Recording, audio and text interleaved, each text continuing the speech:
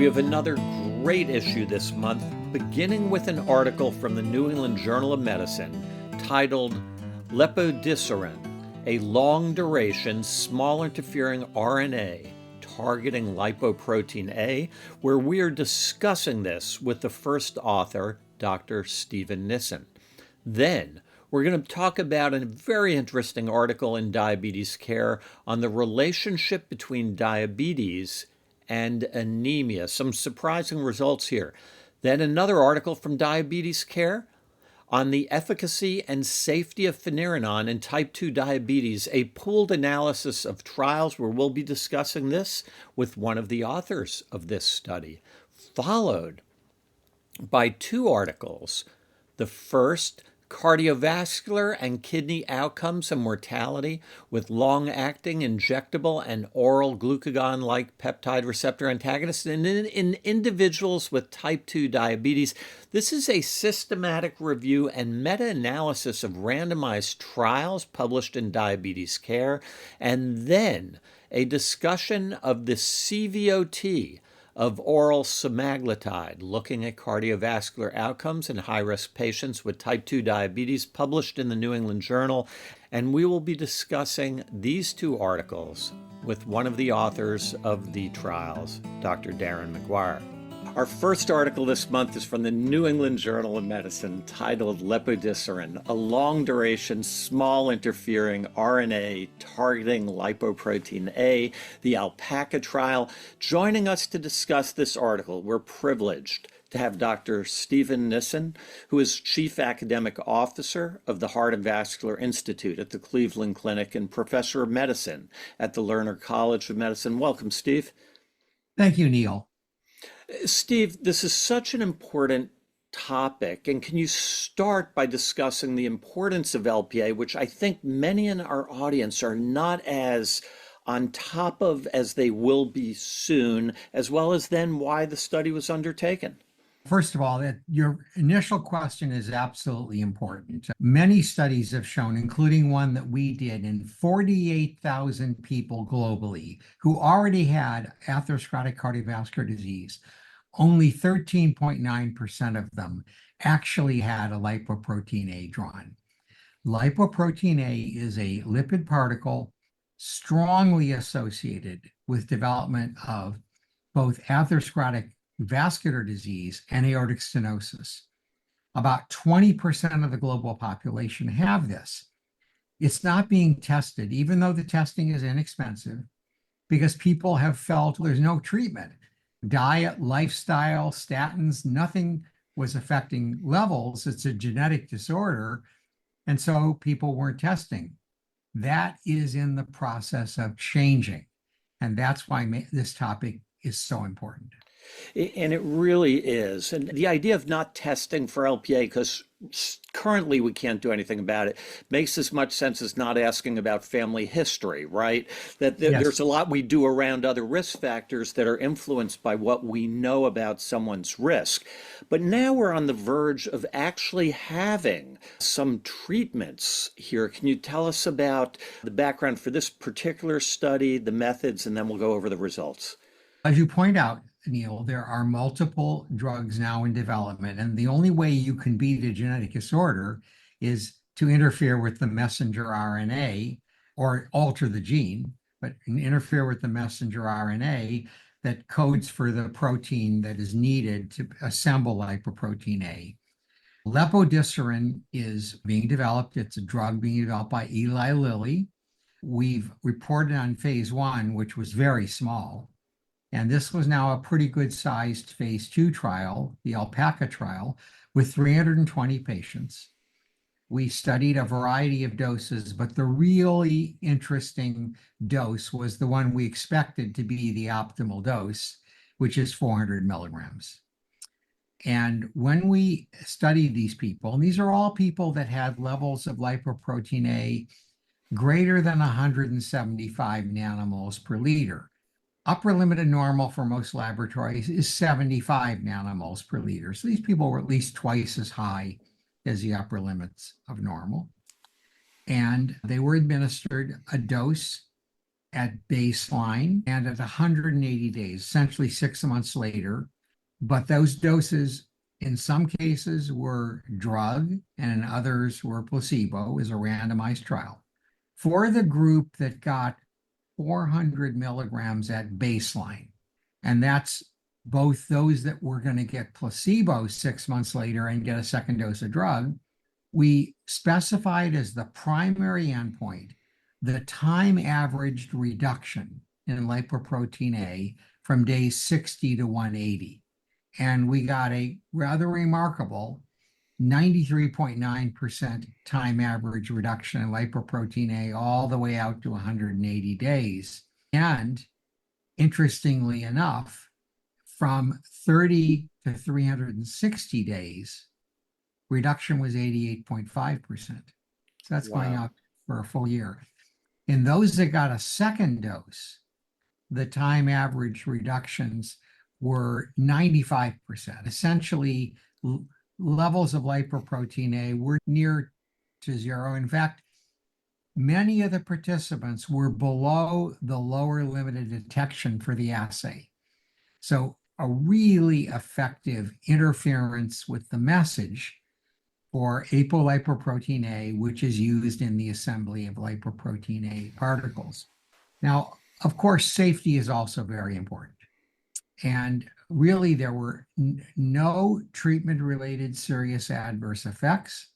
The major issue was some injection site reactions in up to about 12% of patients at the highest dose. They were mild, they were transient. And when you have a drug given this infrequently, an injection site reaction really isn't much of a problem. This was about what you expect when you get a vaccine, COVID vaccine or whatever. Really very substantial effectiveness without substantial adverse effects.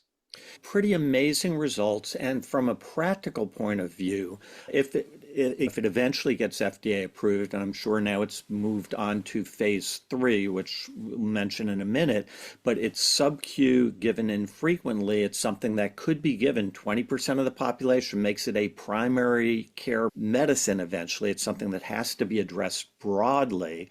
It's something that doesn't require an infusion center, and it enhances adherence with that interval. Absolutely. Now, we did something unusual here. We launched the phase 3 trial before we completed phase 2. And we did that because phase 2 went out to 540 days. And we knew from phase 1 that this drug was really very effective, and we didn't want patients to wait. So we started it with a proposed dose with the idea that when we completed phase 2, we would determine whether or not to give the drug once or twice a year, but we started the trial. And it's enrolling very quickly, and there's something else unusual about the trial.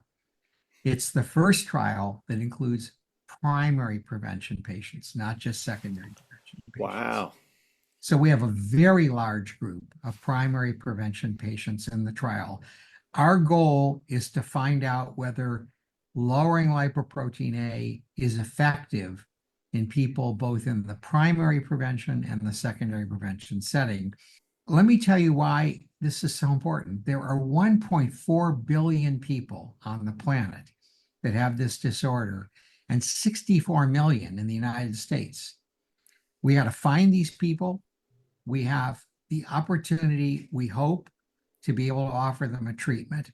But FDA will not approve these drugs until we show that lowering lipoprotein A reduces cardiovascular morbidity and mortality. And we're anxiously awaiting the first of these drugs, which is not Lepoderin. It's a drug called pelacarsen. That trial will complete next year, and we will have an answer as whether, like we saw with LDL, whether lowering lipoprotein A reduces cardiovascular events. This is such an exciting time. Yeah, I do want to add one more thing. Because this is the ADA podcast, the combination of diabetes and an elevated lipoprotein A is particularly bad for outcomes. We know that these two have additive effect, cardiovascular events and other ASCVD. So For the diabetes population, this is also really important. It's such an important issue, and I didn't know that you were looking at both primary prevention as well, which typically in trials we look at first an enhanced high-risk cardiovascular population, maybe all with ASCVD, and then move on from there. That's pretty remarkable. Yeah. We're excited to be able to do it. Obviously, very expensive. It's a large trial, 12,500 patients, but it is enrolled incredibly quickly. I won't tell you how many people we've enrolled, but we're making very rapid progress. Dr. Steve Nissen, thank you so much for joining us. And thank you, Neil, for having me. For our next article, we're going to talk about an article from Diabetes Care titled Association Between Diabetes and Anemia, Evidence from NHANES and the UK Biobank. The authors looked at the association between diabetes and anemia, which is not something, honestly, I've thought much about. They included over 9,000 people from NHANES and almost 400,000 people from the UK Biobank. Regression was used to examine the cross-sectional association of diabetes and anemia. And what they found among people 40 to 69 years of age in both the US and the UK was that the adjusted odds of study participants with diagnosed diabetes also having anemia was 2 to 4-fold higher than those with normal glycemia.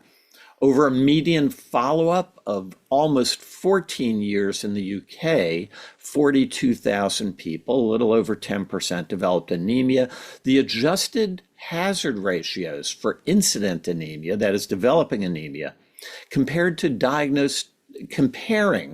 diagnosed diabetes with normal glycemia was 3.05 for iron deficiency anemia. That is threefold higher incidence of iron deficiency anemia, a threefold higher incidence for anemia of chronic disease, and 4.8 and almost fivefold times higher incidence for vitamin B12 deficiency anemia. John, your thoughts? So I think this is an interesting study, and it might change our workflow that perhaps a CBC should be part of our routine blood work when we're doing diabetes. And so a couple, I think, of the points to extrapolate. Certainly, we worry about kidney disease, and our patients with diabetes and kidney disease certainly can walk hand in hand with anemia. So we're going to attend to taking good care of people's kidneys. B12 deficiency can travel with metformin. Metformin, the most common oral used medicine in diabetes. So certainly, if we have people on metformin who have an anemia, especially a macrocytic anemia, we might want to throw a B12 in there. The point that I think is worth thinking about is we really mark our control of diabetes based on A1Cs. And A1C is kind of linked to red cells. And so how much does this correlate? How much should we be dampening or increasing or modifying our A1C based on hemoglobin, just like we might modify a sodium based on a very high sugar? And so there was a study in 2020 that was out of India. So India has a 40% prevalence of anemia in their population. So a pretty good place to look at anemia. And they actually looked at A1Cs and how it kind of links with anemias and how much we can continue to base some of our information. Again, more of a homogeneous population before you want to expand it to everyone. But in this large study with a lot of anemia, they really found you needed to get down to hemoglobins about 5 before you start seeing these huge changes in A1C. And other studies looking into that iron deficiency anemias might falsely elevate people's A1Cs. The anemias we probably need to be most cognizant of when we're using our A1Cs are people who have hemolytic anemia. So in a hemolytic anemia, the red cell is going to live a shorter period of time, which it might not necessarily in a B12 deficiency or anemia chronic disease. But in a hemolytic anemia, we might really want to have a bit of a caveat in our interpretation of A1Cs. For our next article, We're going to discuss an article that was published in Diabetes Care titled Efficacy and Safety of Finerenone in Type 2 Diabetes, a pooled analysis of trials of heart failure and chronic kidney disease. Joining us to discuss this article is Dr. Muthu Vadiganatham, who is a cardiologist and co-director, Center for Cardiometabolic Implementation Science at Brigham and Women's Hospital and Harvard Medical School. Muthu, welcome back. Neil, always a pleasure. Thank you for having me. Muthu, can you tell us a little bit about Finerenone and why this analysis was undertaken? Absolutely. Finerenone is a non-steroidal mineralocorticoid receptor antagonist. It's now been shown to be efficacious and safe in two primary populations. One is people living with type 2 diabetes and chronic kidney disease. That was based on the Fidelity program. And then more recently, in patients with heart failure with mildly reduced preserved ejection fraction, that's based on the FINEARTS heart failure trial. This particular analysis takes into account the totality of evidence of finerenone in these related populations of cardiokidney metabolism in a pooled analysis of the three phase 3 trials of finerenone, totaling now about 18,000 patients. We particularly wanted to focus on the people living with type 2 diabetes because it is a common comorbidity across this CKM spectrum. And so we focused on about 15,000 individuals across these three phase 3 trials who had type 2 diabetes. And is there anything particular that we need to know about the pooled analysis, anything about the way it was done before we jump into the results? So the FINE-HEART pooled analysis was entirely pre-specified and pre-registered prior to the unblinding of the FINE heart failure trial. And we published the primary results of the FINE-HEART pooled analysis in Nature Medicine alongside the FINE-ARTS heart failure primary publication. And this showed across this broad population of these three trials that finerenone not only influenced disease-specific pathways, prevented heart failure hospitalizations, prevented kidney disease progression, but also influenced all-cause events, reduced the risk of all-cause mortality and all-cause hospitalization. So really provided systematic protection for these individuals across the CKM spectrum. I think really importantly positioned finerenone alongside some of the other pillars of care that we discuss in the management of CKM, such as RAS inhibitors, SGLT2 inhibitors, and GLP-1 receptor. So tell us now about the results of the current study and what that's added to our understanding. Absolutely. So we wanted to focus on people living with type 2 diabetes because of the medical complexity of their care and because these patients are at enhanced risk for clinical events and clinical disease progression. And so we focused on the 15,000 individuals with type 2 diabetes. These were patients who are commonly seen in clinical practice. Their average age was 66.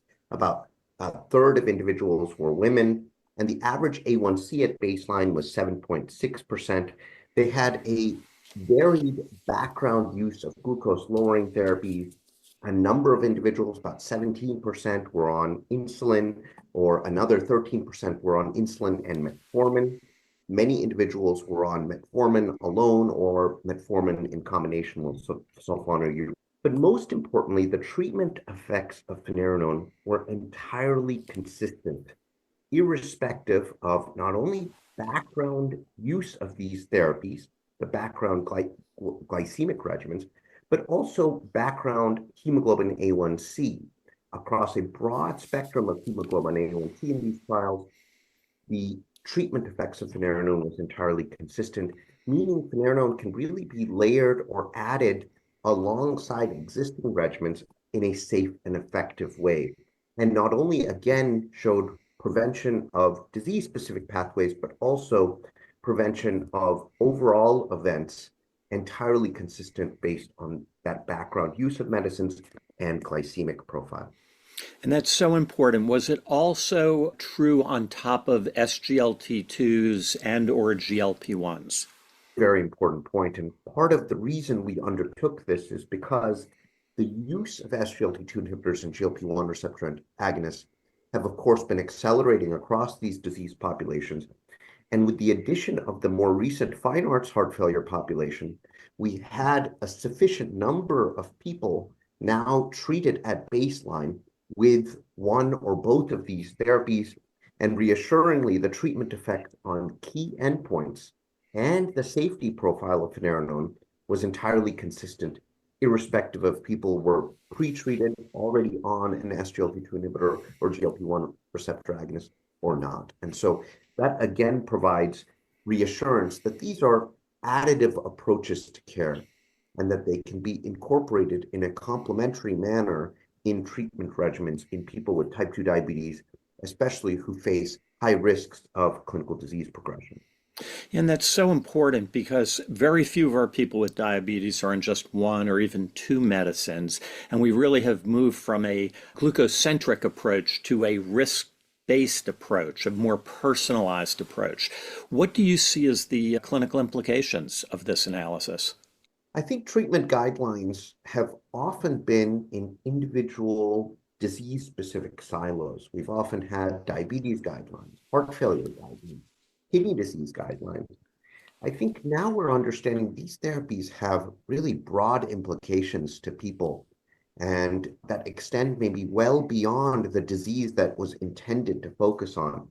And I think these data, especially this fine heart pooled analysis, which takes into account all the varied effects of finerenone, may influence multiple guidelines, and including emerging guidelines like cardio-kidney metabolic guidelines that bring these disease states together under a single umbrella. And we expect that in upcoming years that many different societies may actually include and incorporate multi-morbid patients and how to best manage them in care. I think these data will be tremendously informative for those types of guidance. Dr. Muthu Vadiganatham, thank you so much for joining us. Absolute pleasure. Thank you so much. For our final discussion this month, we're going to look at two articles. The first was published in the New England Journal of Medicine titled Oral Semaglutide and Cardiovascular Outcomes in High-Risk Type 2 Diabetes. This is the long-awaited CVOT. The second is from Diabetes Care, entitled Cardiovascular and Kidney Outcomes and Mortality with Long-Acting Injectable and Oral GLP-1 Receptor Agonists in Individuals with Type 2 Diabetes, a Systematic Review and Meta-Analysis of Randomized Trials. To discuss these two articles and their clinical implications, we really are privileged to have Darren McGuire joining us. Dr. McGuire is an author on both studies and is first author of the oral semaglutide trial. He is a cardiologist and a clinical trialist.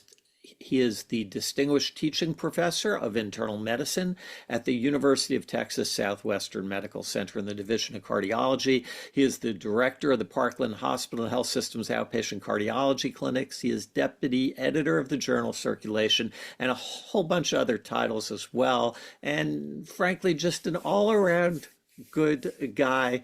Darren, it is such a pleasure to have you joining us again. Welcome back to our podcast. Hey, thanks so much, Neil. It's always great to hang out with you. Let's start with the first article, the CVOT for oral semaglutide. What should we understand about how it was done and what did it show? Yeah, so we randomized almost 10,000 people to oral semaglutide versus placebo. These are patients with type 2 diabetes and prevalent atherosclerotic cardiovascular disease and or kidney disease. And we randomized them to once daily oral semaglutide versus placebo. Our primary outcome was cardiovascular death, MI, or stroke. And we succeeded. We showed 14% relative risk reduction, statistically significant. And this is on the backdrop of really excellent medical care that they were getting on the background. It's a real win. It shows us that oral semaglutide plots perfectly on the meta-analysis of the pooled data from the injectables. So we now have an oral option for patients. Yeah, which is so important. And we've had that oral option for a while, but now we know that it does what we hoped it would with regard to outcomes on MACE. And that brings us right into our next article that we're going to discuss, the meta-analysis and systematic review of both injectable and oral GLP-1s. What should we understand about how that meta-analysis was done, and what did that show?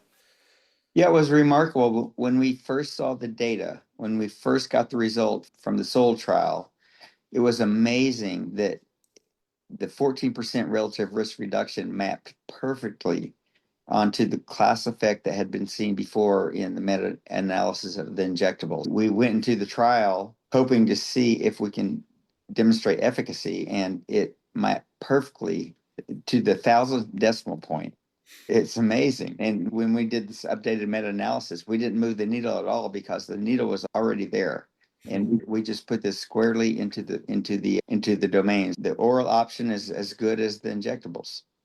Yeah, and the consistency across the board in all of these trials for decreasing MACE was really amazing, that 14%. Now, can you share with us what was the number needed to treat? That's often a good way to view, is it how important is the intervention?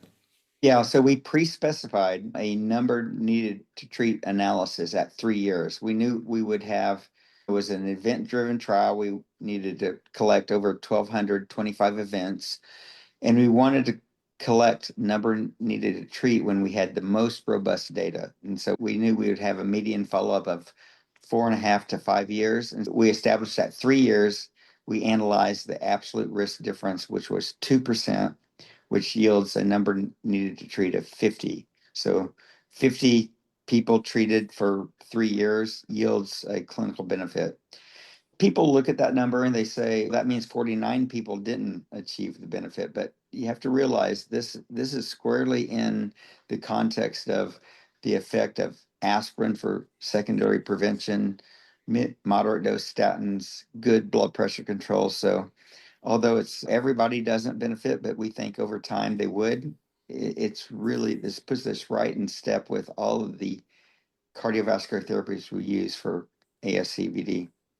Yeah, I've often had heard people minimize what really are very good NNTs. And the thing that we always need to remember is that we don't give these medicines just for 3 years. People are on them for 10, 15, 20 years, and one expects as those curves diverge, the number needed to treat for a longer period of time diminishes. If it's 50 for 3 years, perhaps, or likely it's 25 when you look at 6 years. So it's a way of viewing real absolute benefit, but we should be careful not to minimize the effect, as you alluded to. Now, I was fascinated in the meta-analysis, in the discussion section, you compared the effect of GLP-1s to that of statins. Can you share a little bit of those thoughts with our listeners? Yeah, I think we are so comfortable with the efficacy of statins and their benefits. And I want to put that straight into context. These are not endocrinology drugs. These are not diabetes drugs. These are cardiovascular risk reducing medications.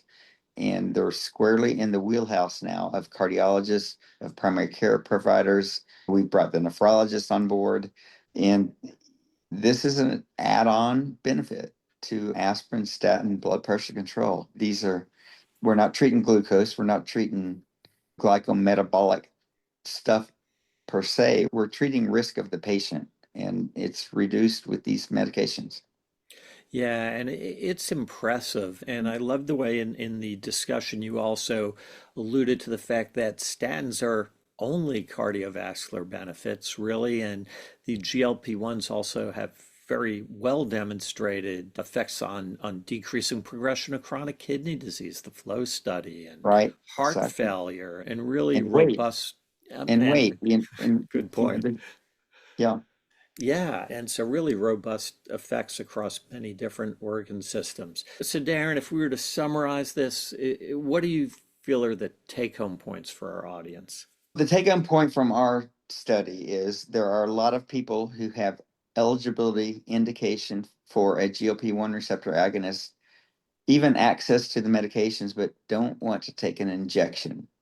The take on point is if you can get your patient to take the injection, I would choose that every time.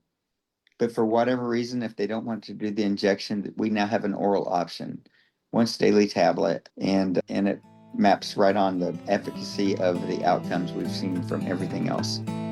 So important, Dr. Darren McGuire. Thank you so much for joining us.